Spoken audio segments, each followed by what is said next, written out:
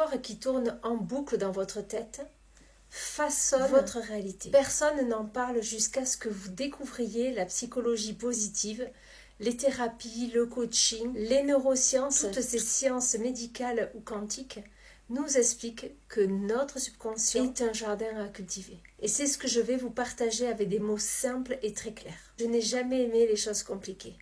Et cette analogie va tout vous faire comprendre à un niveau que vous n'auriez pas pu imaginer.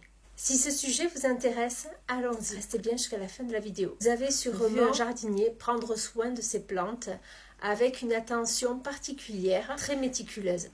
Il taille les branches mortes de son arbre en faisant vraiment attention de laisser de l'espace entre les pousses. Imaginez que votre esprit subconscient, c'est ce jardin et que vous êtes le jardinier. Ce jardin, riche et complexe, peut produire des fruits extraordinaires, à condition d'y prêter attention et de savoir comment en prendre soin. Votre subconscient agit comme un automate, dictant vos comportements et vos décisions, sans que vous en soyez pleinement conscient. Il est responsable de 90% de ce que vous faites, pensant souvent vous protéger, tout comme un jardinier qui couvrirait son potager en cas qu'il gèle. Mais à trop vouloir protéger, il étouffe parfois la croissance. Voici pourquoi, malgré vos envies de changement, un nouveau travail, une relation différente, une vision ambitieuse de votre avenir, vous vous sentez parfois comme retenu. C'est votre jardin intérieur qui vous envoie des signaux d'alerte basés sur des croyances, souvent issues de l'enfance. Et ces croyances sont comme des mauvaises herbes qui étouffent vos racines. Et ici, je vais vous partager les 3 protections du subconscient. Il va chercher à bloquer avant d'essayer, comme si on était dans un brouillard. Votre subconscient vous murmure « Tu ne peux pas faire ça, c'est trop risqué ». Cette stratégie vous empêche même d'essayer, de tester, comme si une barrière invisible vous interdisait d'explorer votre potentiel. Il vous maintient dans votre zone de confort, comme dans un cadre, un tableau. Reste ici, c'est dangereux. C'est plus sûr ici. Votre subconscient agit comme un jardinier qui ne plantera rien de nouveau par peur que cela ne pousse pas. Et pourtant, rien ne grandit sans changement. Il cherche à exagérer le danger. Tu vas échouer. Et si ça ne marchait pas? Et si on se moquait de toi?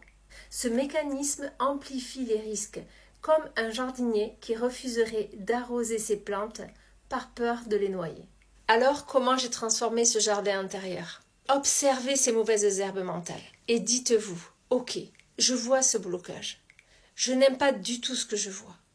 Respirez profondément. Accueillez ce qui se passe et je décide de choisir malgré tout.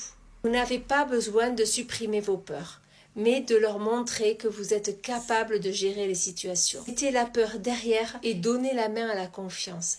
C'est votre intelligence supérieure. Élargissez votre zone de confort. Ne sous-estimez jamais les petites actions. Petit à petit, plantez des graines dans des espaces inexplorés. Essayez, testez quelque chose de nouveau chaque jour.